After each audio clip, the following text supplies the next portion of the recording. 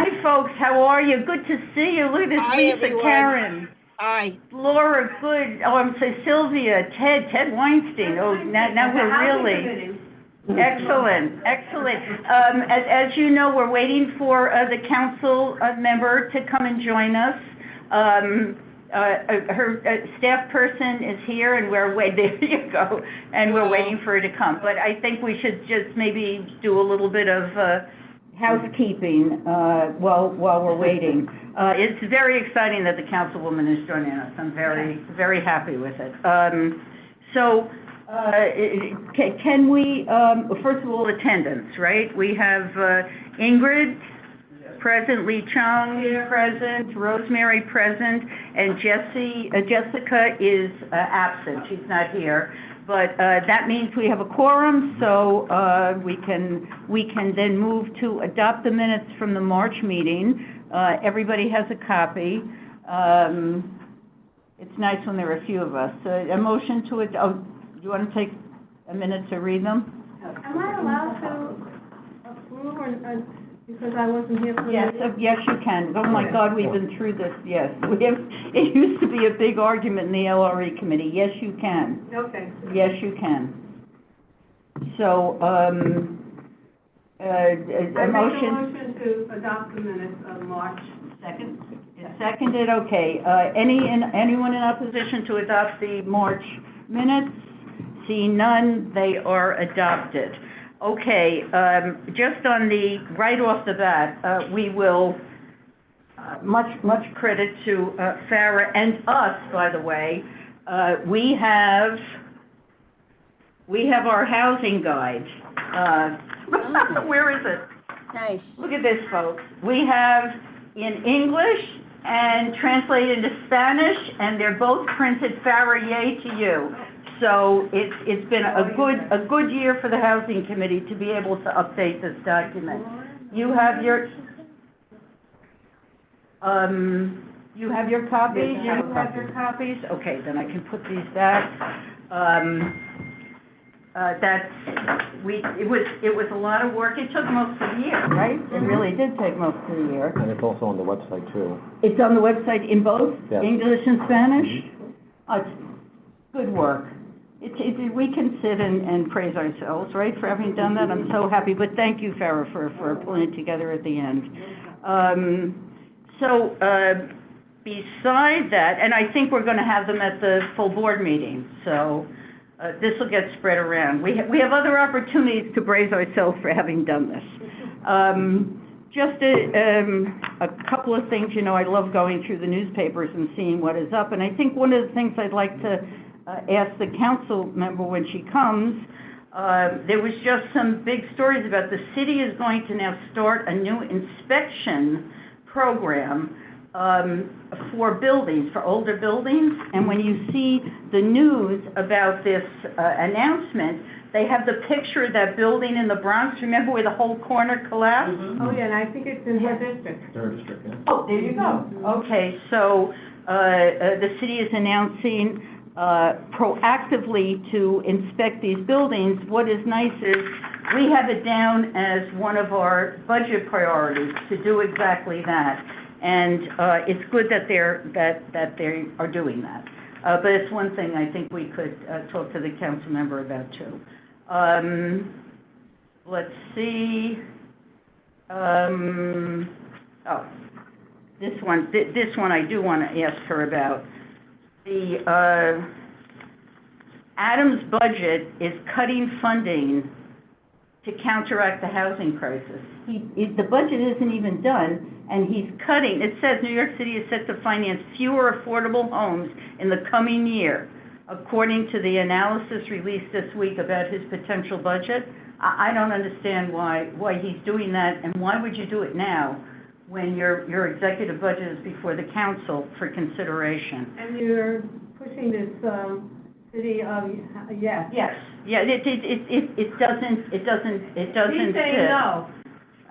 So, how does it put? New York City's plan to reduce spending on affordable housing alarms advocates. The total would be approximately 30% less than over the last 6 years, so that's a substantial cut. That's my newspaper clippings. I'll close that, and, we'll... Hi, David. Of course.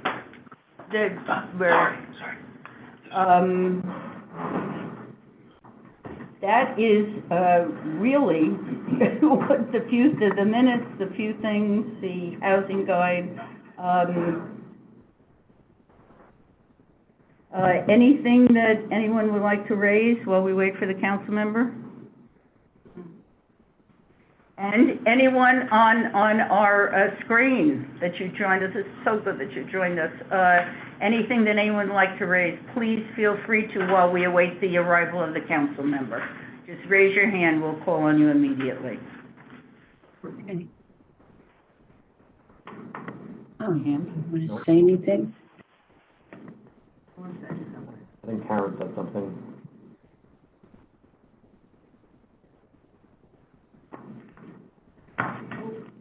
See, David, we got the housing guide, English and Spanish, yeah? Notice that. Yeah? David, aren't you on the special committee for the city? No, he is not. Oh, okay, I was wondering why your name was omitted from the, minutes. So I would say thank you very much. I would say thank you very much for all the work that the committee did on putting this housing document together in 2 languages. Thank you. And that's really a great accomplishment. Also to the board staff. Just to give you a little Thank you. something. We love to accept compliments, don't we, team? Yes, we love so. Much appreciated. Thank you for saying that.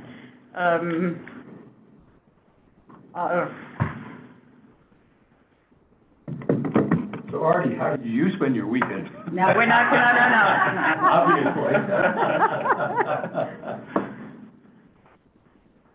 Mr. Fry, literally and figuratively. It was, soaking up the sun. Yeah, apparently.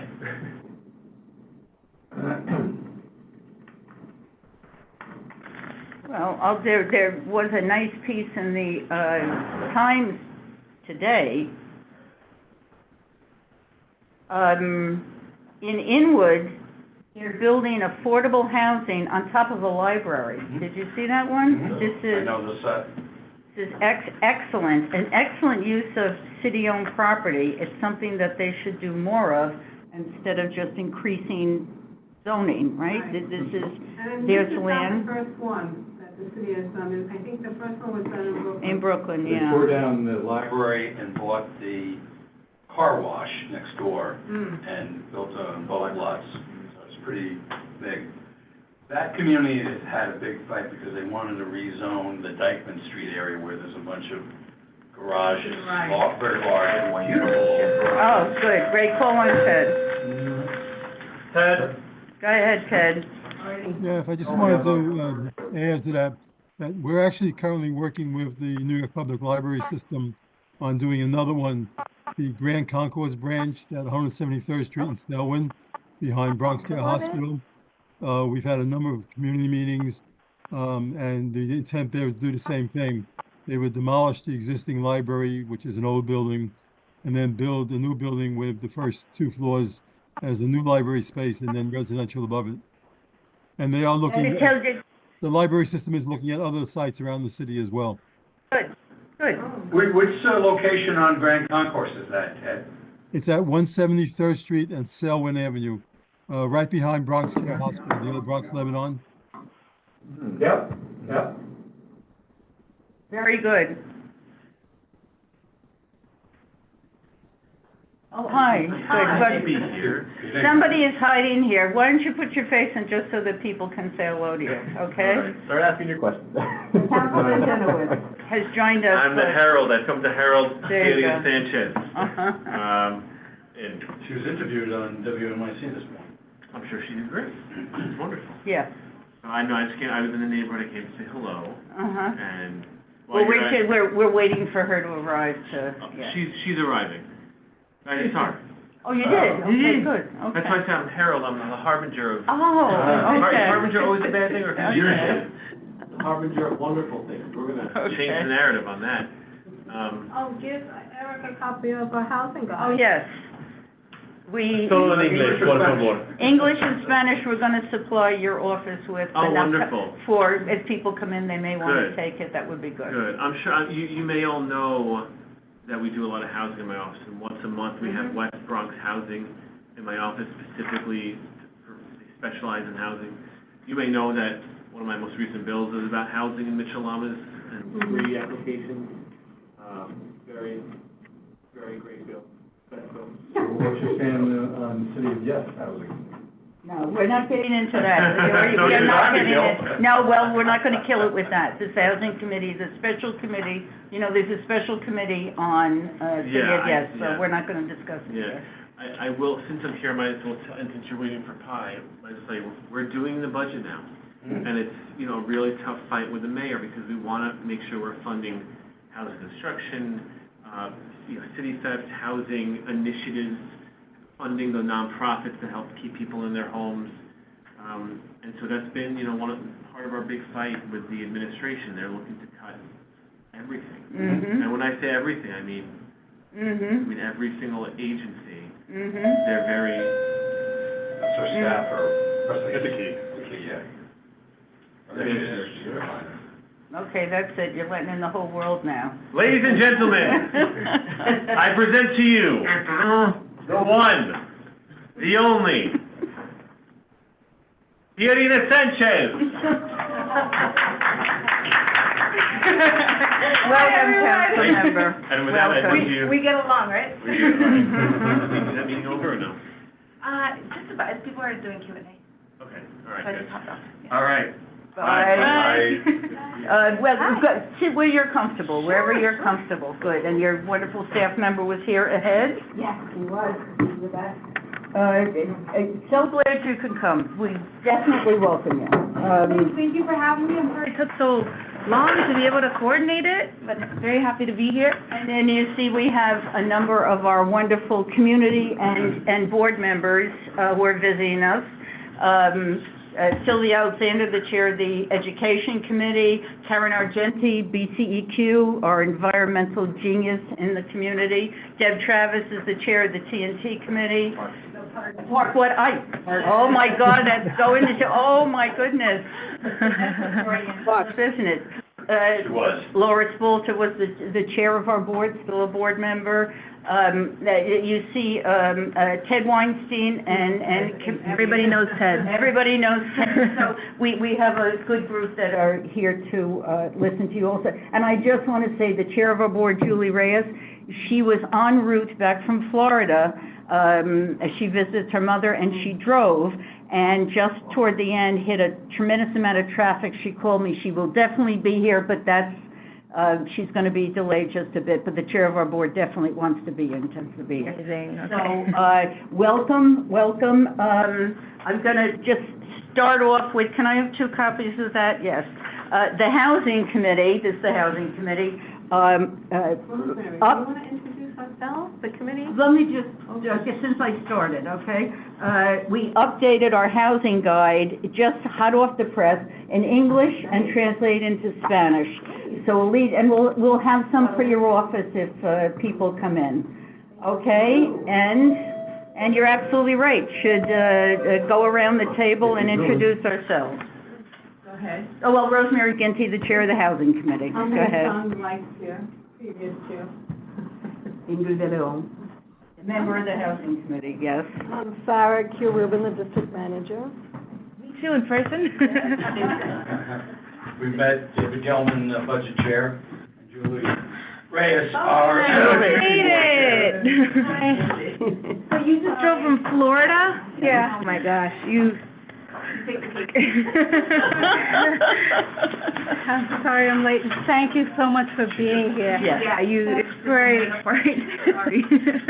Great. So we just introduced the people on the screen around the table, and I gave, you see, we have both in English and Spanish. I gave the council member copies. And then I think we should just start, I suppose. One thing I would like to maybe kick off with, you're the chair of the Housing Committee. That's so important that you're here.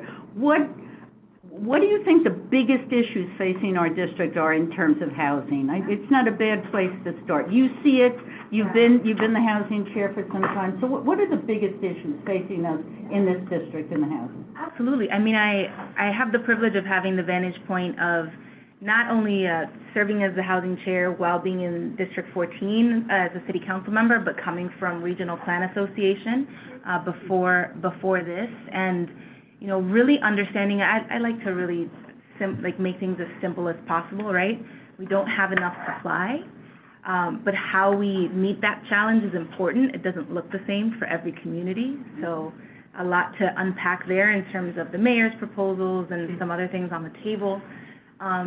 And, you know, more so because you have so much homeownership in the district, you have co-ops in the north, and the part that I don't represent in Eric's portion, right? A lot of cooperatives, a lot of homeownership opportunities. Little secret, I actually live in CB8, okay? So in my part of CB8, I live on Kingsbridge Terrace. We have a lot of rental properties, rent-regulated properties. And so that shifts us to the second piece of the preservation aspect. And there's a whole slew of things. I've surprised myself, I think, been a lot, you know, very, very focused on preservation in terms of my hearing topics. It's also because that's the power that the city council has. We have the code enforcement agents at DOB, we have them at HPD, you know, and then we have some incentive programs. I'm trying to, you know, kind of breathe CPR in, like J51. And then, you know, for the side of us that have a lot of tenants, right, and of course my portion of CB8, you know, has a lot of tenants, you know, thinking about the tenant protections for those folks. So I think about, you know, I talk about it, you know, housing policy in terms of you don't get up in the morning and then put on your pants and walk out the door. You hopefully are doing a lot more than that, and you're putting on your shoes, and you're putting on, if it's winter, you're putting on your hat and your coat. And when it comes to the city's housing crisis, I think about it in the same way. It's a little bit more complex to talk about all of the different policies that we have to put together to meet the challenge and meet the moment. But the truth is that we have a production, we have a supply problem, we don't have enough, and so that's driving our prices up.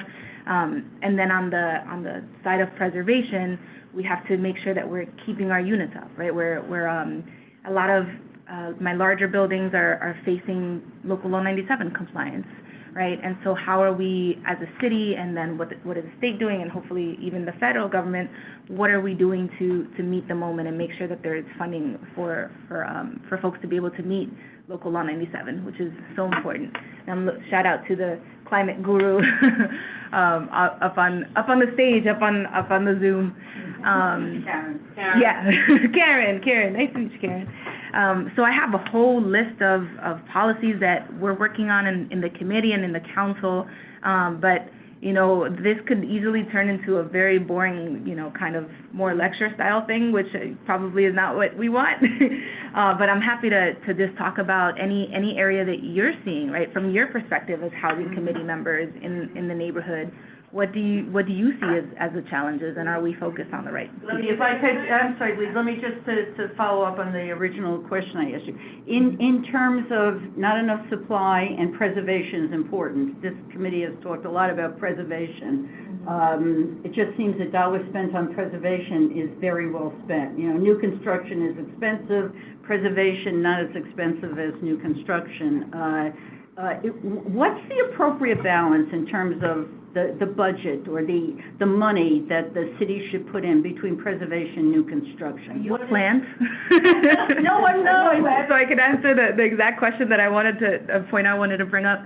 So I always bring up, or not always, it just kind of hit me really hard last week. So you all know 1915 Billingsley, that the building that collapsed here in the Bronx on December 11th. So that, you know, the story is a sad one. It's a building that had hundreds, nearly 500 HPD violations, dozens of open VOB violations, you know, health hazards. And nothing was done. And nothing was done with this information, nothing was done with the property. And then they hired a contractor who, I don't know if it was that he was lazy or he was just Ignorant. How can you, I don't know. He misclassified this column, and the workers, you know, compromised the structural integrity of the building, and the building, fell. The six apartments fell straight down. We all know that picture. That picture is very famous, the whole corner of the building. Unfortunate. I don't want to be famous for these kind of reasons, right? I don't want our neighborhoods to be famous for this kind of reason. But to your question about preservation versus new construction, those 6 apartments, those 6 families are still homeless. Yeah. They cannot find apartments that they can afford within anywhere that they would want to live in the city. Give them an apartment, like, I'm working on it, but these were 4-bedroom apartments. Oh. They were 4-bedroom, rent-stabilized apartments. They don't build them the way they used to. They don't build them the way they used to. This is a place that's near transit, near schools, and all of this, right? And so when you say that, you know, preservation, we're really getting a lot for our money, it is so true, but it's also true for us, like, on an emotional level, right? Because we're seeing, you know, our neighbors just being displaced, and it happens to you if you had a fire in your property and in your building. It can happen for so many reasons. And so the reason I called you a plant is because, so the mayor, when he was running for office, when he was running for mayor, campaigned in terms of housing policy on a promise that he was going to invest $4 billion per year into affordable housing. $2.5 billion of that was going to go into HPD for preservation and new construction, and $1.5 billion of that was going to go into NYCHA. We have seen maybe a fourth of that, although it's been increasing, and I'll give the council credit. We've been really unrelenting on reminding him about that promise that he made, and we will continue to do so. But we're a far cry from there.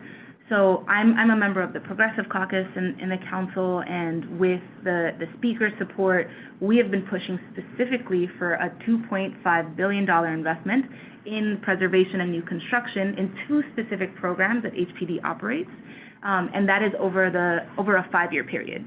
So leniency, Mayor. It's not $4 billion a year. So we want to see these things happen, and the balance between those. So it's $2.5 billion for the Open Door term sheet, which creates new cooperative homeownership opportunities, which is really exciting.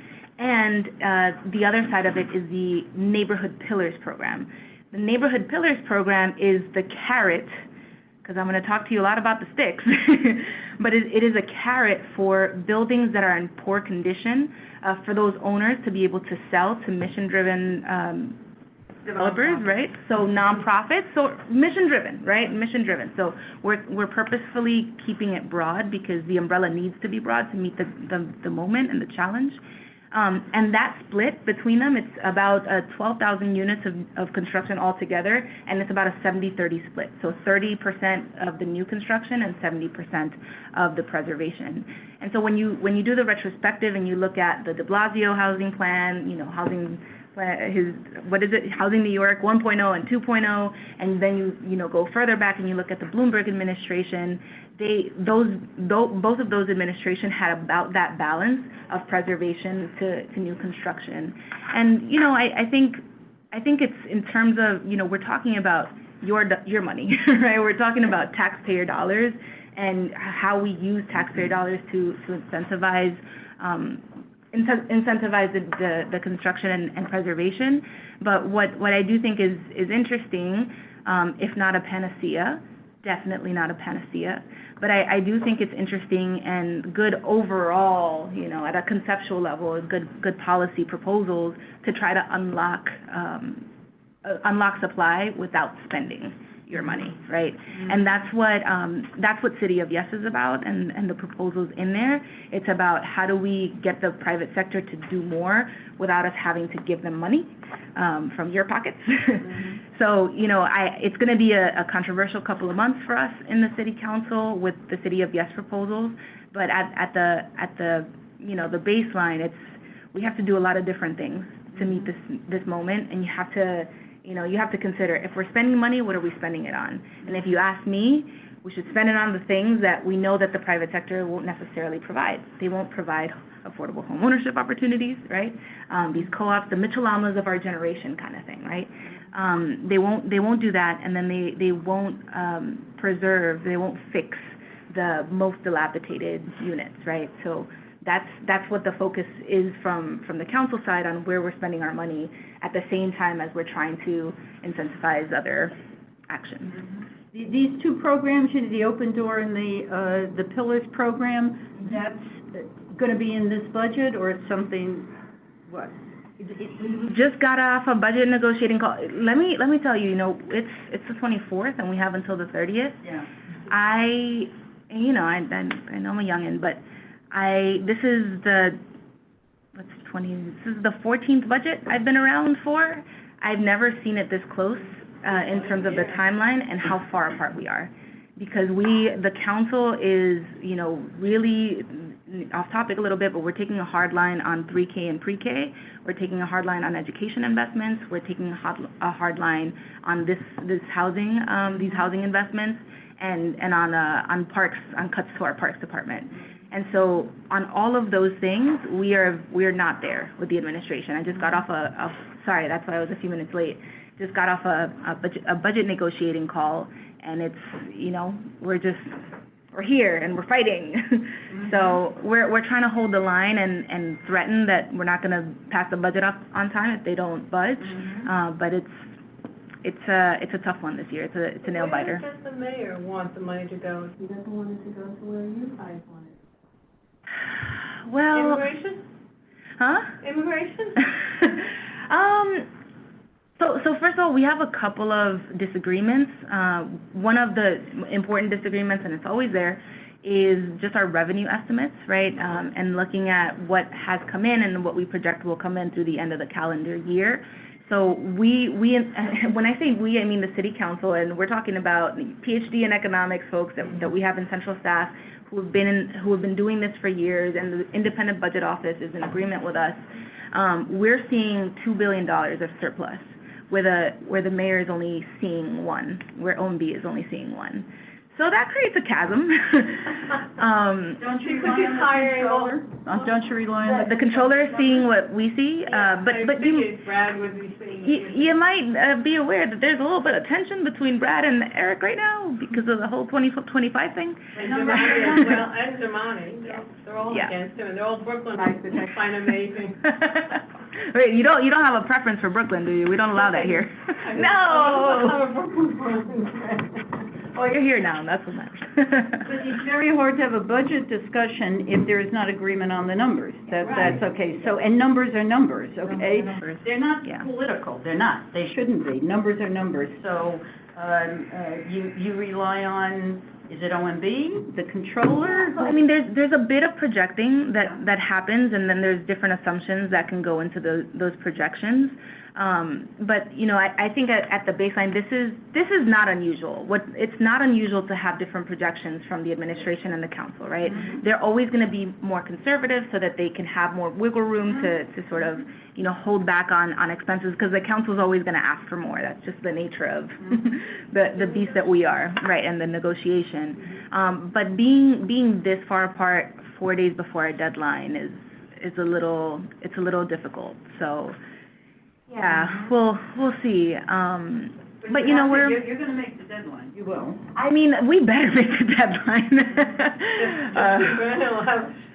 Well, the thing is, right? The $1 million question, or $1 billion in the case of or $1 trillion in the case of New York City, right? The $1 trillion question in the case of New York City is what happens if we do not pass the budget on time? What happens if we have too many no votes and we can't pass the budget, right? If either of those scenarios play out, then something that nobody really understands takes place is that the Fiscal Control Board created in the 1970s, when New York City was in fiscal crisis, they take over. And then there's a representative from the mayor, there's a representative from the controller, and then it's mostly state controlled what happens to the budget. And so then the city council has no power, and the mayor has much less control. And you get paid? Well, that's a good question. We might not, right? We might have a freeze, right? Yeah, well, in the federal government, they shut down, yeah. Right. Yeah. And also in the state, I believe. Yeah. Why not the city? So hopefully Now, not. this is exactly why you're going to make the deadline, because you do not want to step over into the unknown. That's what you will make. Does the FCB take over for the whole Fiscal year, or until you do finally agree? That is a question I don't know the answer to, but That's a good question. Might be interim basis, month by month, or, yeah. Can we Write that down? Can we raise our hands when we ask questions? Let's ask the committee members first. I just want to ask, can I ask? Yes, please, yes, please. What do you think of the, rent increase or the RGB approved for you? Since you have a large swath of rental housing, it impacts your constituency. Yeah, I mean, I represent, you know my district statistics, right? We are, our median worker is earning $23,000 a year, many of us, 50% they're paying 50% or more of their income in housing costs. And just, are we in a safe space? Nobody's gonna tweet this? Can I say something honestly? Well, Recording the meeting. okay, then I won't say it. I'm gonna say this as PC as possible, but you're gonna understand it, as politically correctly as possible. Sorry, this is gonna be a little philosophical from me, but markets should be allowed to work, right?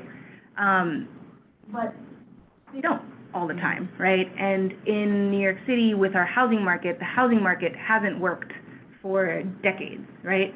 That is when it is a responsibility. That's why we have government one of the big reasons we have government is to correct these market failures. When the supply and demand are not just gonna magically make things happen, government has to step in and has to try to even the scales, right? And so New York City has been doing that for a very, very long time.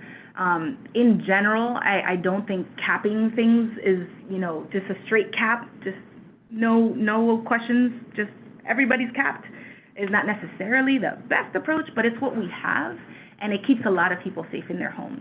So if I had it my way, I would, have our rent regulation system be more of a means-tested, sort of gradient, right? So that, it wasn't so strict. But you see, that's me getting myself into trouble, and we're not gonna go there.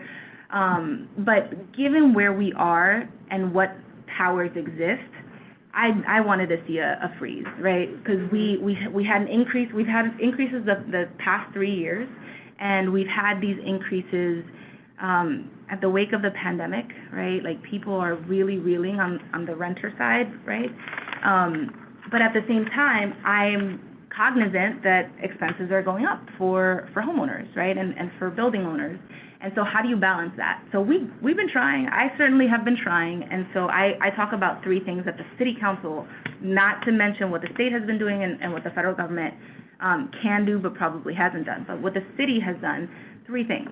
So one, I'm trying to breathe some life into the J51 program, which would allow homeowners to recoup up to 70% of their expenses in abated taxes over a 15-year period after the expense, right? So that's not bad, you put in a new roof and you change some building systems and you only have to pay 30% of that. Mm-hmm. That seems like a pretty good deal.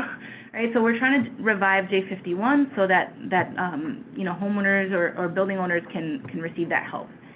2, the number 1 driver of increased costs for building owners is, who's a building owner? Anybody knows? Insurance. Insurance. So we've been working with a couple of the sort of like big affordable houser folks, John Crotty among them, to create, okay, I'll tell John Crotty I was among friends. They've been working on creating an insurance captive that would basically create a pool for affordable housing buildings, and that could, if it succeeds, could be expanded to rent-regulated buildings and to help keep those costs down. If we keep the cost down for owners, we have less of a push. I mean, we're still going to hear it. We're still going to hear it from the industry, and they're always going to want to increase prices, but it's going to be a heck of a lot more difficult to make the argument that we need to be increasing, right? So we're trying to keep costs down on the insurance, figure that out. We're trying to make folks whole through J51.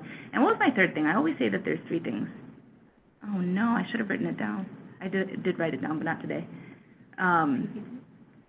No, that is they're not going to like that, the landlords. But it's very important for preservation. There's a third item that is escaping me, but long story short is that government is trying to make make it easier for rent stabilize. Oh, the third thing is unlocking doors. Unlocking Doors is a program that the Eric Adams administration created, saying that if you're an owner and you rent to a City Pets voucher holder, that you receive $25,000 for repairs in your property, right? So not only can you charge the full rent that you're allowed, but then you also receive this incentive. That program was created 2 years ago, and it has had exactly 2 applicants. Oh. Right? Which to me, and then my... 2 applicant landlords or 2 applicant tenants? 2 applicant landlords for their property, citywide.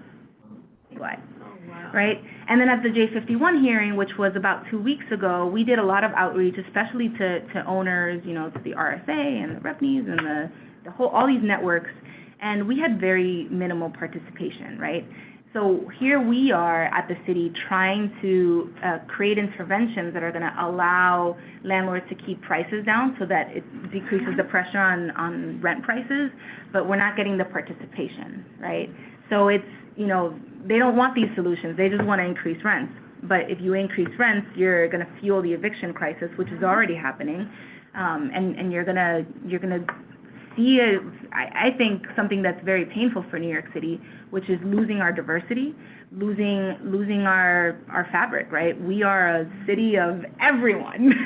And you come here and you might start down here and then you work your way up, right? And we need to have places where people can start down here. And that's what places like District 14 are, right? Like that's what places in the city are. But if we lose the housing supply, we're going to lose that population, and we're seeing that. Low-income people and low and middle-income people, that range, are leaving New York City in record numbers, being replaced by households that earn over $200,000 a year. Are you seeing more vacant apartments because of the inability of people to pay and leave, and the fact that landlords aren't getting enough money, so they're not making the necessary repairs? Yeah, We're that's... going to go back to the 70s.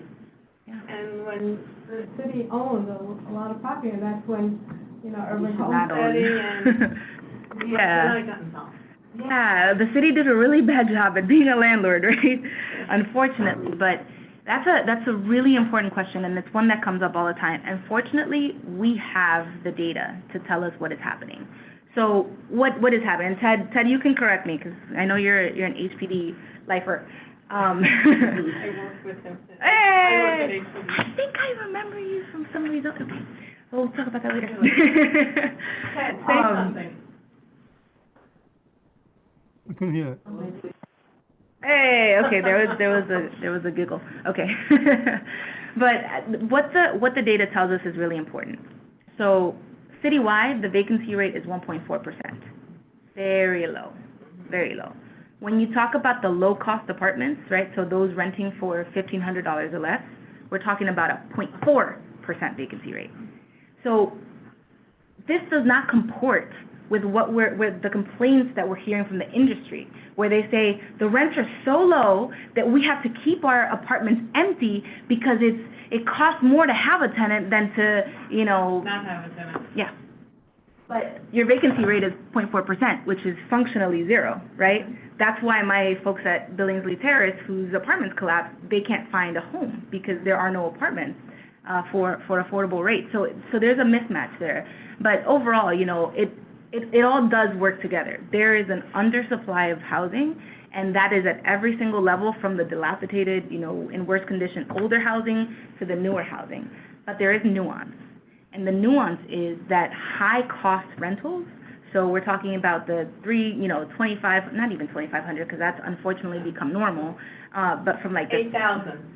8,000, 5,000, 3,000, some of those, why I was such a big critic of the 421A program that expired and they just reauthorized, was because they were subsidized. They were using your money To subsidize the wealthy. to subsidize these apartments that were renting for $3,500 for like a 1-bedroom. What?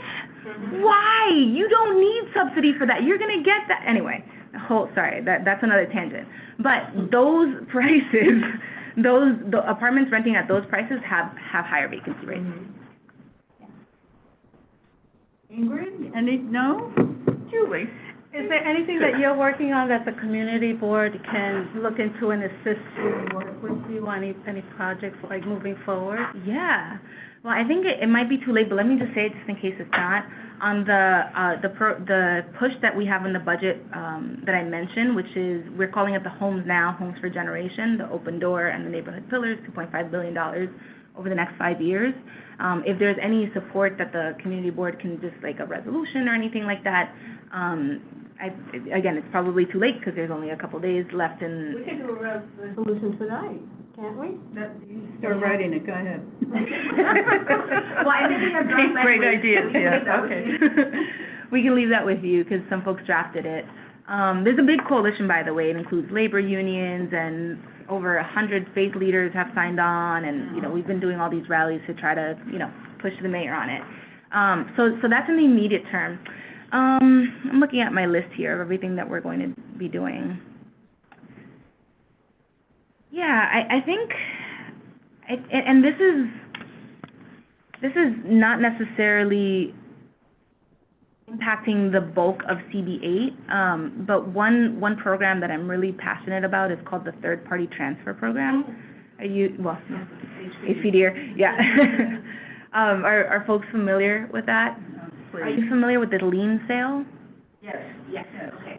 So TPT and the lien sale are sisters. See, you were on something. They're sort of sister programs, right? So if you fall behind on your property taxes, water, sewer liens, then you're eligible to fall into the lien sale, which was really controversial, and the last council paused it, but we just are about to reauthorize it, depending on how these negotiations go with the mayor on the budget, the whole thing. But that's a work in progress. Now, if you fall behind on property taxes and water and sewer liens, and your property is also in crap condition, meaning you have a bunch of violations and problems in your building, then instead of going to the lien sale where your liens are sold, you go into third-party transfer, right?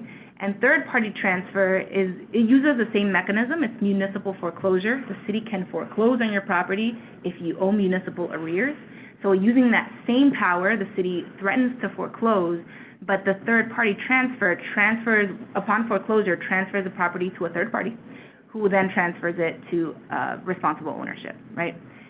That program was also paused in the last council because it was found to be administered in a way that resulted in racialized impacts, right? In more people of color getting their properties taken away, more small homeowners getting their properties taken away because of something, for a lot of reasons, in terms of how the formula picks up buildings. But there was something called the block pickup. So if these 3 buildings were on this block, sorry, I'm a visual person. Helps. If these 3 buildings were on this block and this dude over here didn't pay their property taxes and was behind, the city would actually go and take the whole block, right? So everybody would go into TPT because of this guy, right? And that made sense in the 1990s, where, think about the Bronx in the 1990s, and after, widespread fires and the levels of neglect that we had in the borough, it made sense that, well, if this guy's behind and their property is in bad condition, then it's probably a good idea to look at these guys. But that's not the case anymore, right? And so, 30 years into the program, it was resulting in racialized impacts and all of that. And so, long story short is that I'm going to be absolutely coming for support to the community board for support in reforming the legislation, reforming the program. And I'm very excited about that because what it means is that if we get it right, we are able to go after this guy, not this guy, right? Big property, big evil, maybe evil, right? We want to go for the evil ones. We don't want to go for the good ones, right? But evil property, tens or hundreds of violations, just people living in terrible conditions. It's 100 units in the property.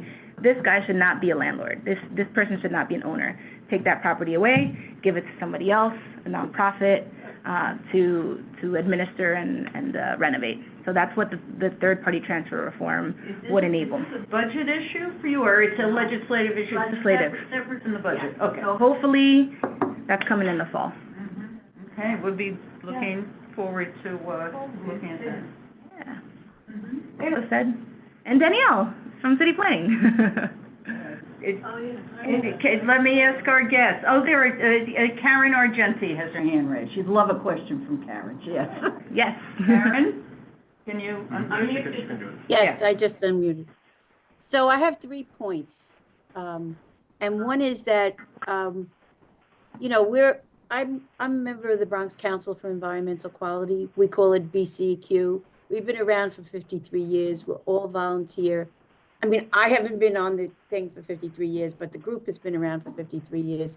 We're all volunteers, and we would like to identify the problem of flooding and climate change and sewers that are not big enough to put housing every place they find a vacant spot, and that it should be a little bit more planning involved in where they do things, which I think the whole idea of going towards the preservation that the committee has is a really fine idea, because if we start building everywhere, we're going to have a worse problem. The city of New York is 72% impervious, and the West Bronx is 66%. And so you can tell the difference just walking in Manhattan, what's going on over there. We don't want to be like Manhattan. My second point is that I'm seriously thinking that there is a big problem with the Rent Guidelines Board, because their statistics, and they're debatable, all the statistics are always debatable, is like since 1994, 330,000 units have been taken out of rent stabilization. 330, and only 150,000 put back in that were new. And so it seems like, to me, I mean, I can't even get my head around it, but I'm feeling like somebody was using a hedge fund and figuring out how to keep the price so high that they could get whatever they wanted.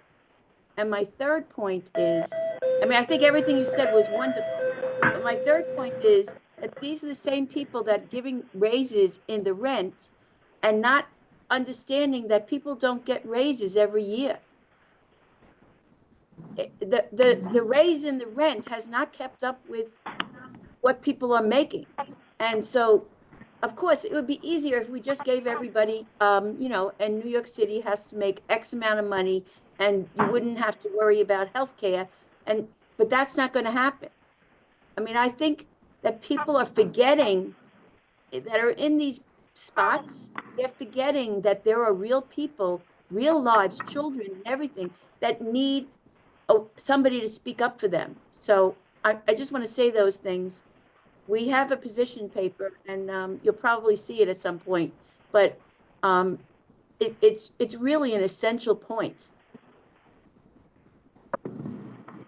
I couldn't agree more. I testify at all the Rent Guidelines Board hearings. My staff did civil disobedience not in their staff capacity, I should say. But, you know, we are fed up. We're fed up with the Rent Guidelines Board ignoring the plight of tenants. This is what we've seen the last 3 years in the wake of COVID, just ignoring what people are going through.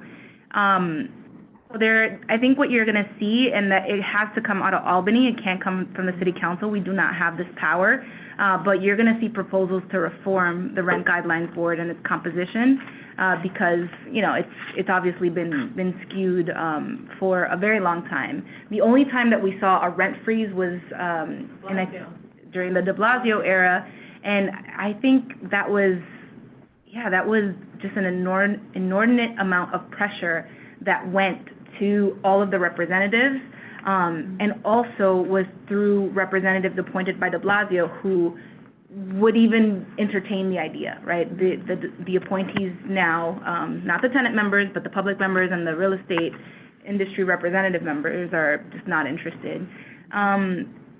You also mentioned about flooding and climate change and sewers. So I never thought I would be in this position, but Another good thing that de Blasio did was that he had an infrastructure fund, right? So he proposed neighborhood rezonings, but there was an infrastructure fund that went along with those neighborhood rezonings to meet the challenge, right? So if you're adding thousands of units of housing, what is the impact on open space? What is the impact on infrastructure, water, sewer infrastructure, roads, park, like everything, right? And the infrastructure fund that he had, it wasn't enough. I will say, as a member of a community board that was affected by one of them, it was not enough, right? Because there was just so many investments that had been deferred over time. But that concept of having an infrastructure fund that helps you to meet the challenge of adding density, if we do agree that as a city that's the direction we want to go in specific neighborhoods, you need to have the other side of the equation, which is planning for the holistic neighborhood. So I'll agree with you on all points, Rent Guidelines Board, and we need infrastructure funds on the capital side for rezoning. Absolutely. Thank you. Can we go, I think Deb Travis her hand was up next. Deb, and then we'll do Laura, okay? Okay, great. Thank you, Rosemary. And thank you for the council member for coming to the meeting tonight. It's really great to hear you speak on these topics.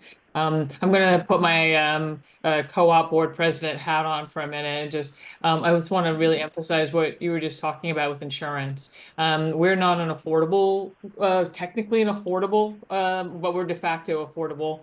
And the insurance costs, specifically in the Bronx, have caused us to have to raise maintenance 3 years in a row.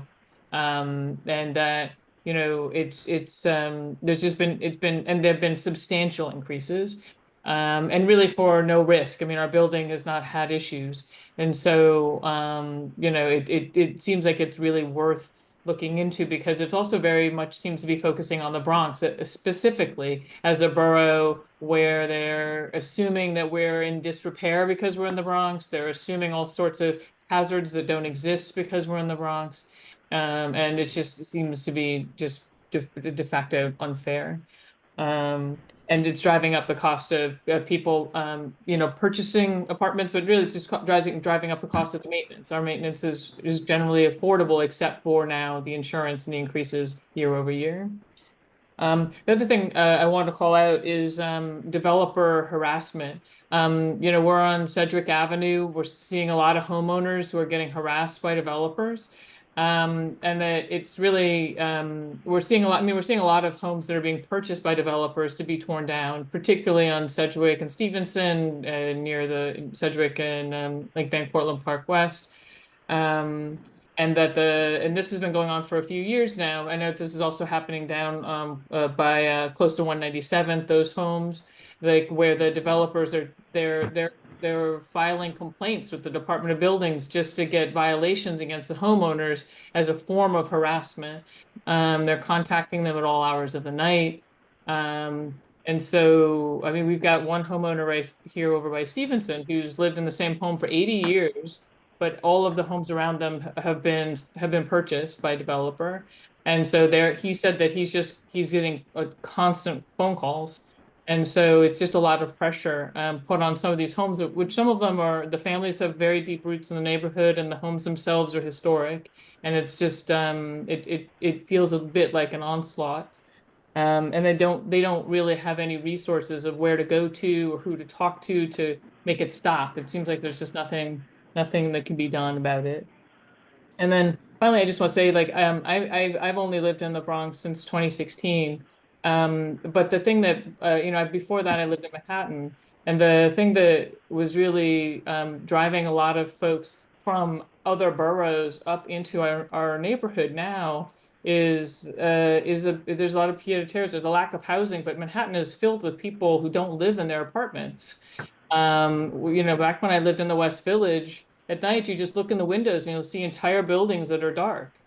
And that's true in lots of residential neighborhoods in Manhattan, where it's just such a waste of very convenient housing, and it just it creates a pressure that then causes people to move to the Upper West Side or to Brooklyn, and then the folks who get displaced there, and then everybody kind of moves up or out and then displaces other people.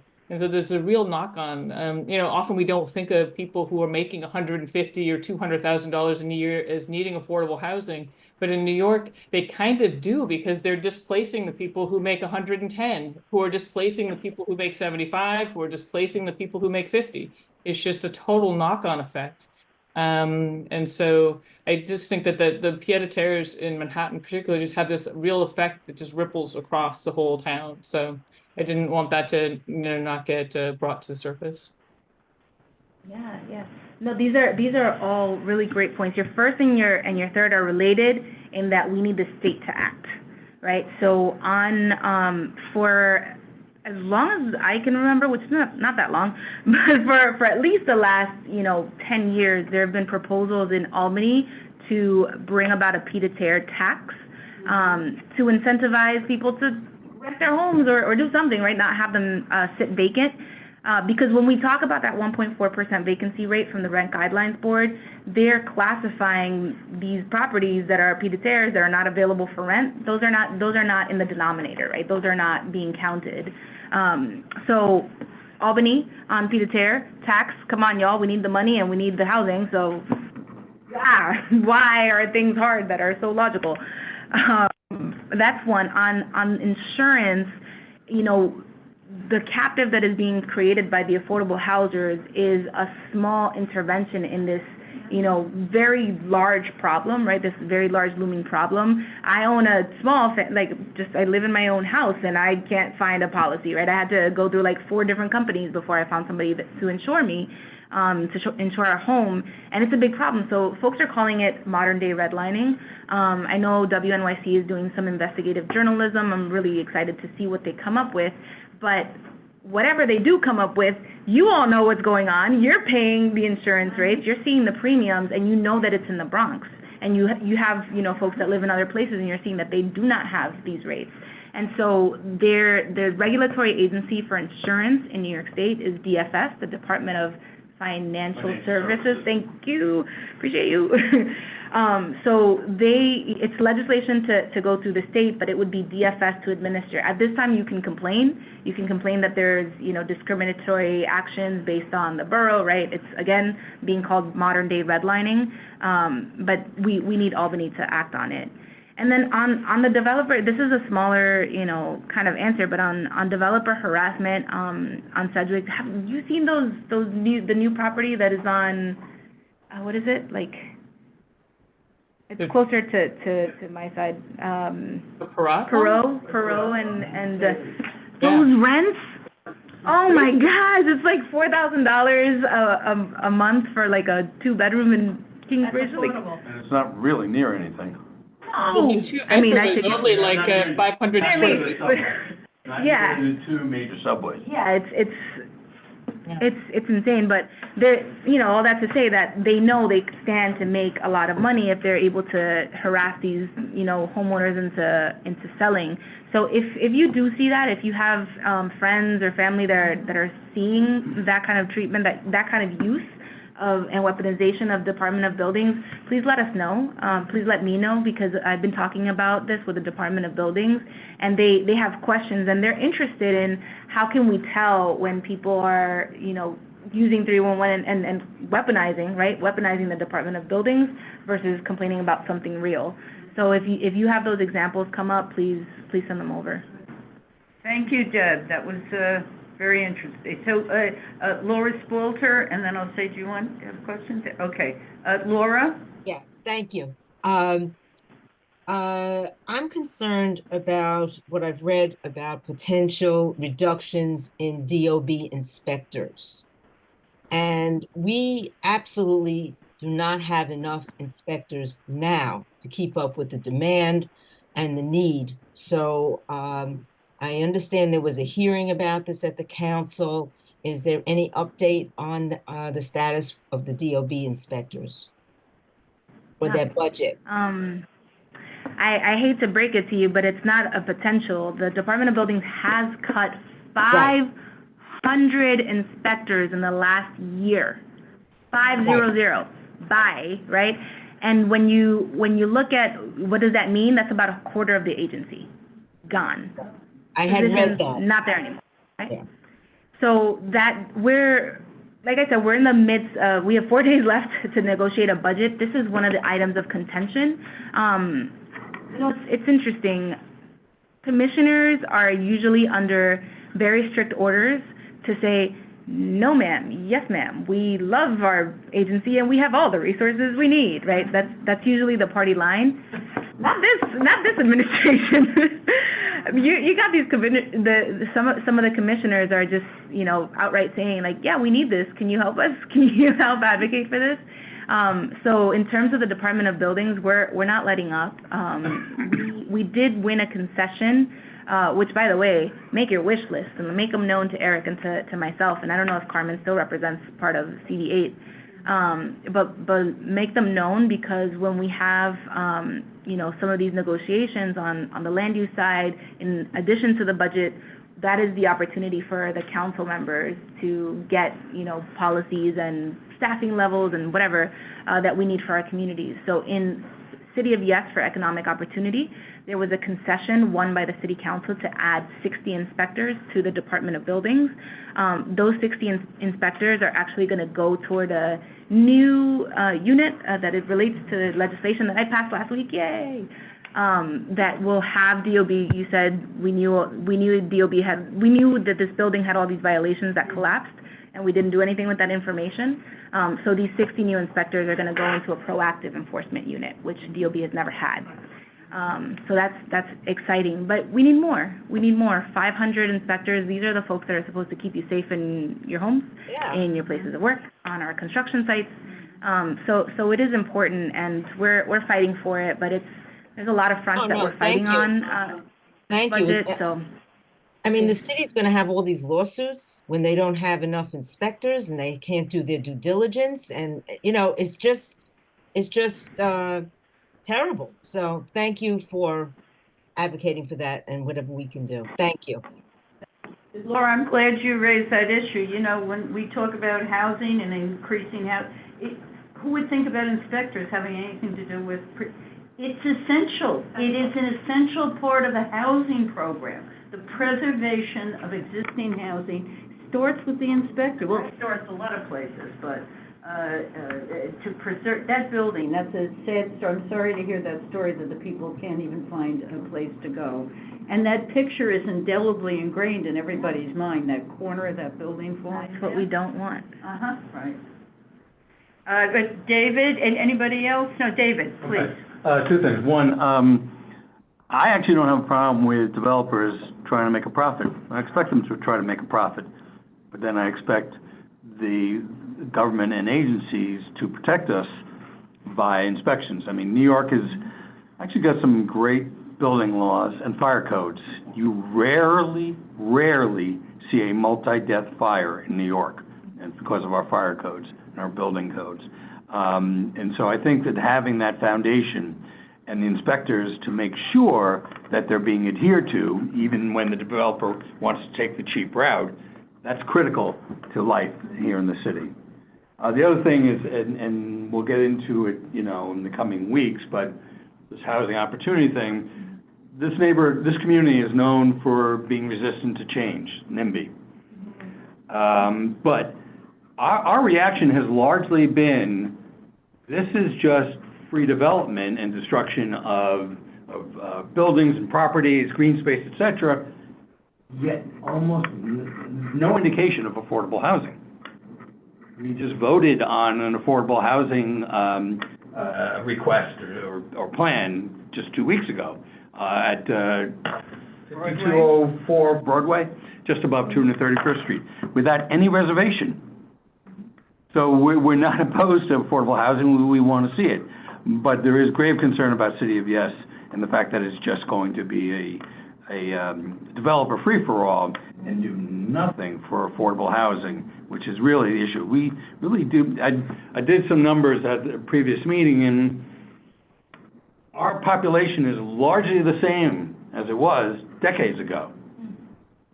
A little bit different, maybe 2% different, whereas the United States is, I think it was 150% greater population. When you say we, you mean this? I'm sorry, the 5 boroughs, yeah.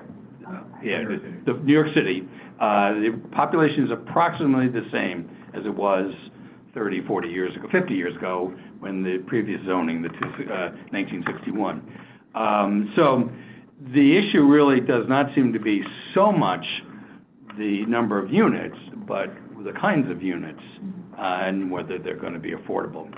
And that's a role that the city can play, because housing is acquisition, buying the land, and the legal fees associated with the construction and development, labor to build the thing, and then there's the operation.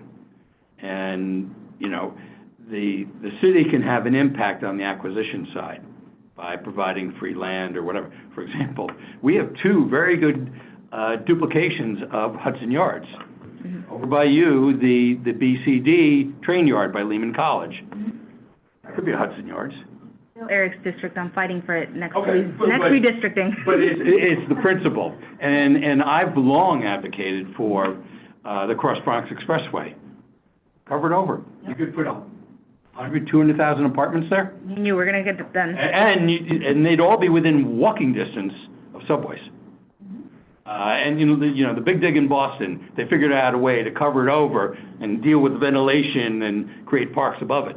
So that could happen at the Cross Bronx. I mean, the Trans-Manhattan Expressway, which is the Cross Bronx in Manhattan, has, I think, 15,000 apartments in 3 buildings right above it. There's no reason why the whole Cross Bronx couldn't be that way and provide at least 100, if not 200,000 units. I'm sorry. I was just going to say, that's free land, effectively. So that's 1/3 of the cost of the construction, of the project. You know, again, acquisition, development, and operation. I just, our community board, set up a special committee to deal with City of Yes housing. So this is the housing committee, there's a land use committee, but, the board together voted a special committee. That committee has met, tons of hearings and testimony, and they passed a resolution which will be coming to our board meeting on Wednesday. So I think you'll be seeing some material that comes out of what that effort was, but that's a special committee that we set up for that, so you'll be It was seeing that. emailed to your office today as well. My 25,000 unread, okay.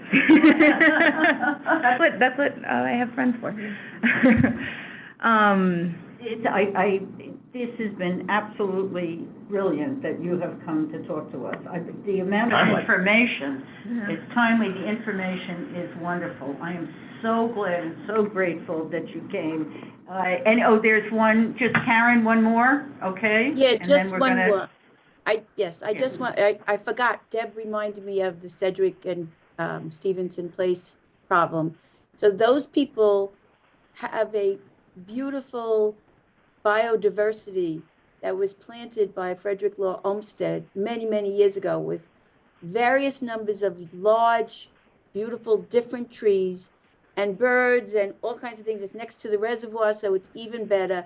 And one day, I'm just going to say it, because there's a zoning resolution, they have picked these houses on that block to buy them for a price that the house would never have sold for, ever. And how do you say no to a large sum of money? And so it's not because they think it's a good spot. It's because the zoning resolution is coming and it's going to give them something, I don't know what, that they want.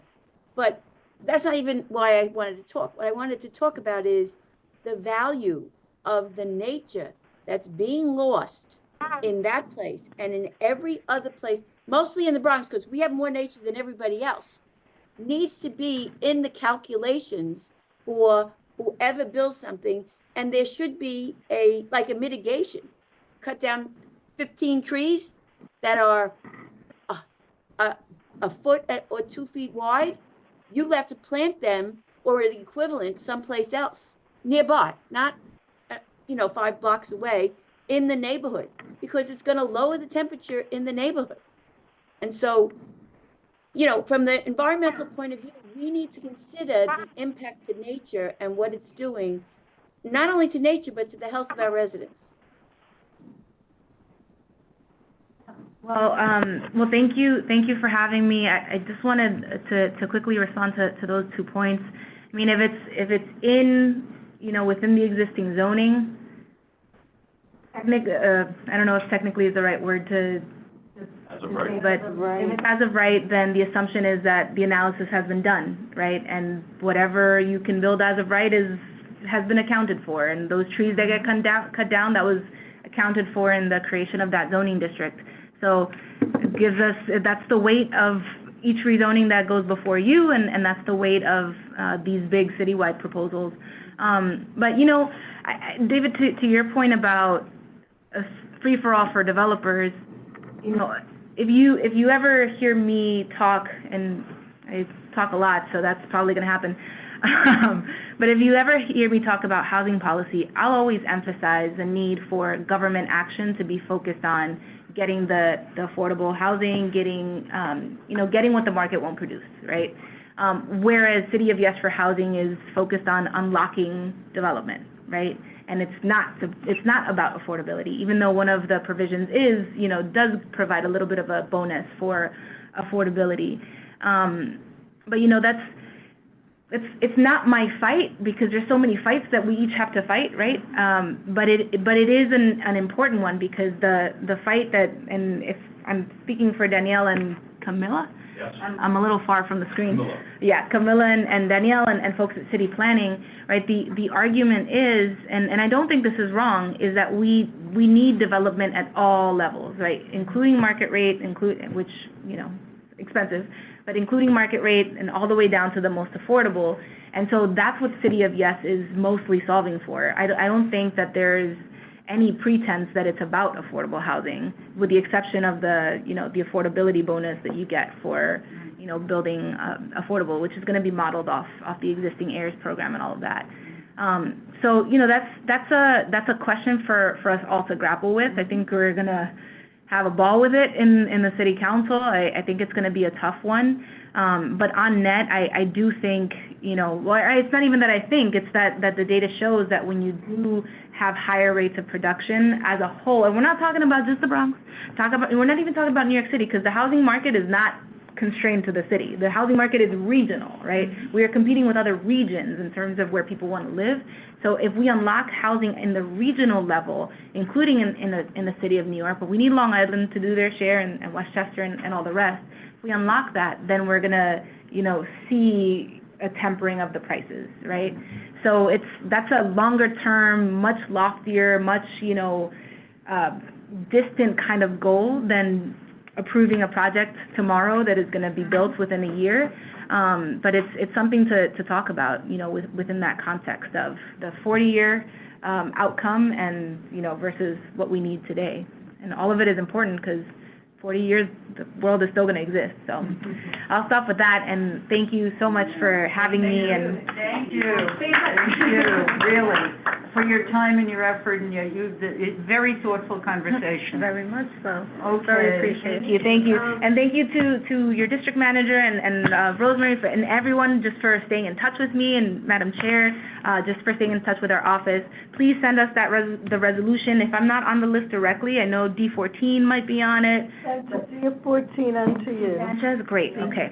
So I will search. It's in your inbox. Or take a picture of the committee. It's there. All right, I'll go to the I'll move now.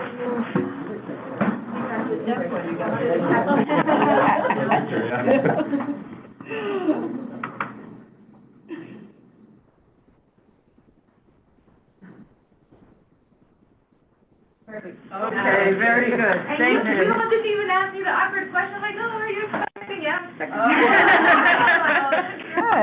Janina, many years ago, I learned that's the one question you never ask unless you know the answer. You know what? I need you to tell that to some people. The number of times I've gotten that in the last month, before I was ready to share, and I was like, don't ask me that. But thank you so much for having me. I really appreciate it. Thank you. And, I think I just have just a couple of sentences to finish up the meeting, but we'll let the council member and her staff, go. Okay, Lee, so we can end the meeting? Yeah? Good. Good night. Thank you. I'm gonna give you a hug and reply to questions.